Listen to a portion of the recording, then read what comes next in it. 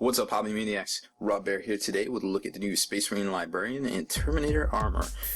Well, I really want to say a lot of positive stuff about this, so we'll start there. Obviously, it's a cool model, Terminator model. Now we're getting all these clam pack, kind of designed models that are, they're really cool, but then again, we already saw a plastic Librarian model with the Blood Angels, so it's like, well, now we have two, I guess. I guess it's cool, but I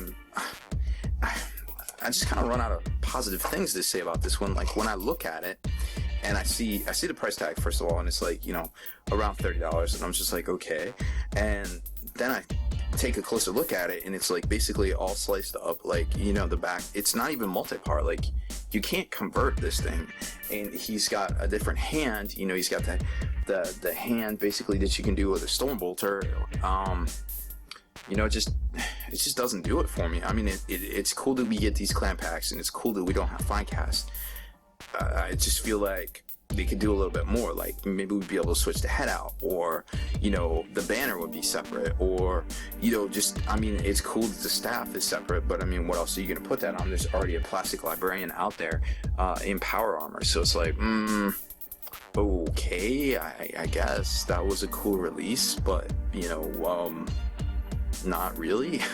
Like, that's kind of where I'm at with it. Like, I really want to say a ton of cool things. Obviously it's well designed.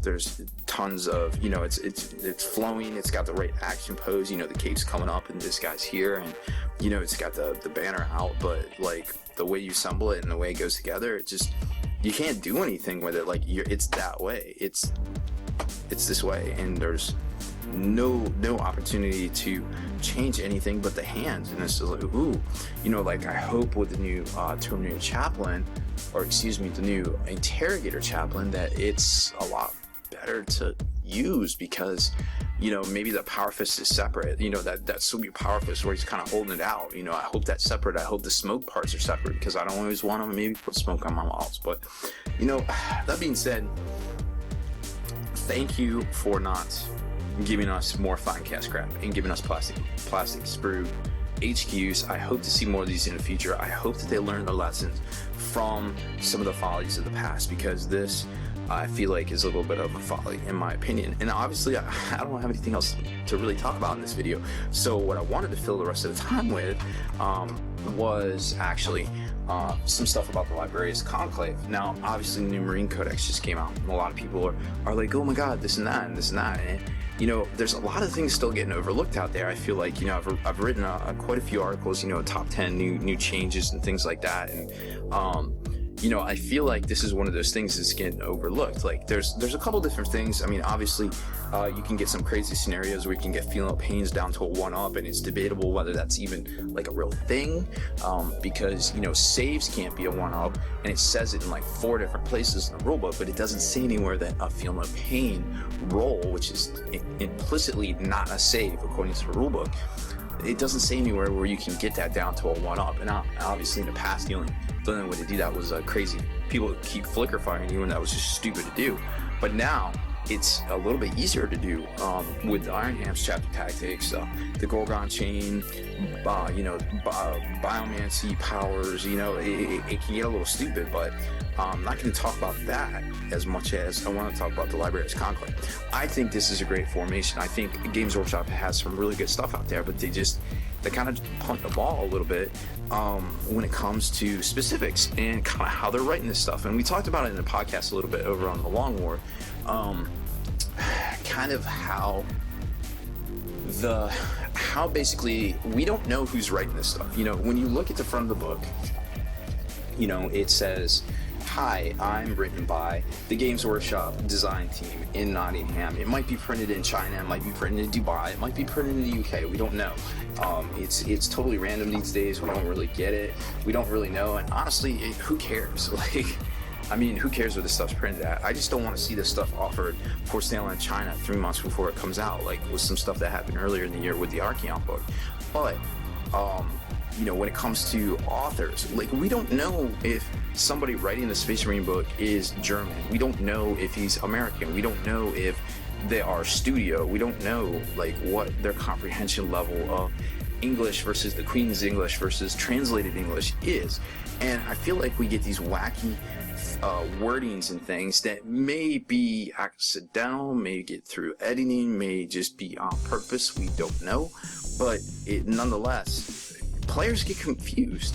And it's tough when you want to sit there and you want to play a 3-hour game with somebody. You have that social contract to play that game with them, and you're like, hey, my whole army is built around this Librarian Conclave. I believe it works this way. And your opponent looks at you and is like, no, you're stupid. It doesn't work that way. Well, you know what? I just spent $100 painting my 4 Librarian or my 3 Librarian miniatures, and the dude standing next from you is like, I don't care. It doesn't work that way. Like, come on, guys. Like, that's not the way it works. So, when I do these articles and we talk about these things, I'm trying to get awareness out there. And mostly because people text me and message me all over Facebook and Twitters and things like that. And they're like, hey, what do you think about this? And I'm like, whoa, I didn't even notice that. And then I start digging into it. And I'm like, well, that really is not worded very well. So let's talk about it and, try to get it out into the light so that either we get an FAQ, we get an errata, we get a popular opinion, we get an FAQ from a tournament series, and we can all get along and have that great game and that great social contract together and play our games, So let's talk about this.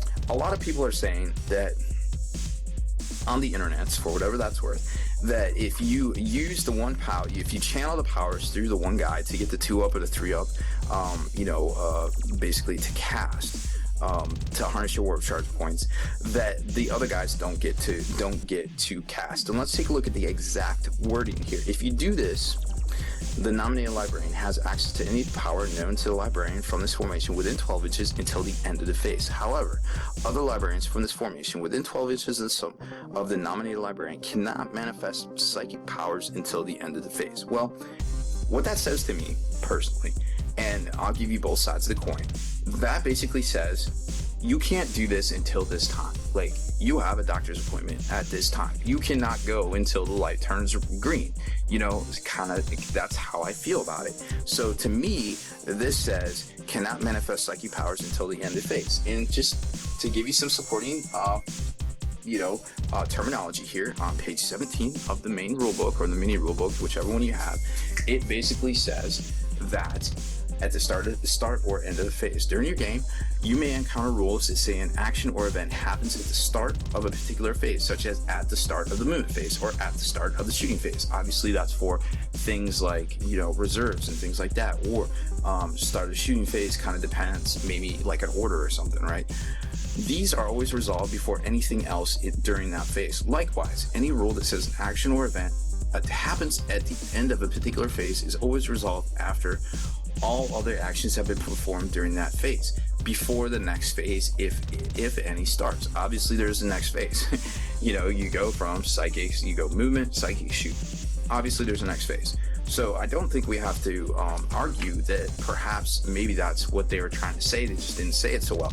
But then when you take a look at some other special rules in here, most notably, I think it is Interceptor. If you take a look at Interceptor, it specifically says the time you can do it at the end of the enemy movement phase. It specifically says at the end. Now, I feel like this is maybe poor wording here. It doesn't specifically say that. It's worded a little differently, right? Maybe. So you got Interceptor, and I think Vector Strike is worded the same as well. So let's take a look at Vector Strike. At the end of the movement phase, nominate 1 unit. So we have similar mechanics, not similarly worded. That's that adds for a little confusion. And like I said, it may be the authors that are writing it. It may not be. It's very hard to tell because obviously we're not Games Workshop. And if we don't get an FAQ or we don't get a errata or we don't get a whatever, it just makes everything difficult to kind of tell. And it's very sad because this is a really cool formation. This does a lot of work. It sells models. You got Tigerius. He's really awesome. You've got up to 3 other librarians that don't necessarily have to be in Terminator armor, power armor. You could be one or the other. You can even be on a bike. You can be whatever chapter tactic. But remember that chapter tactics, if you have 2 of the same ones in a squad, they're going to negate out. That's basically a new rule in here as well. Don't know how that applies to being a different chapter like Space Wolves or Dark Angels, etc., etc. It doesn't seem to matter, but if you have two conflicting chapter tactics, they seem to kind of cancel out, at least by my summarization of the rules in here, with absolutely nothing to back it up besides my personal opinion. But that's kind of how I feel it is right there. Anyways, so that's kind of where I'm going with all this.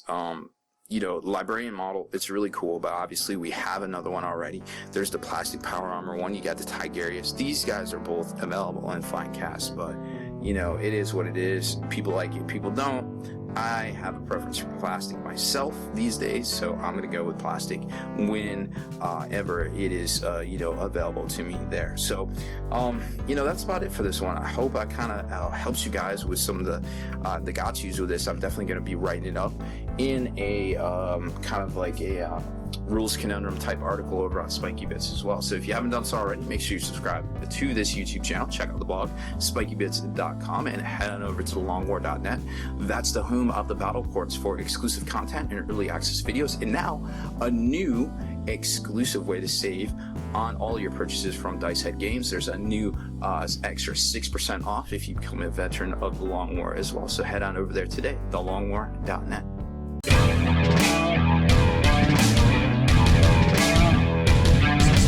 Spiky Bits.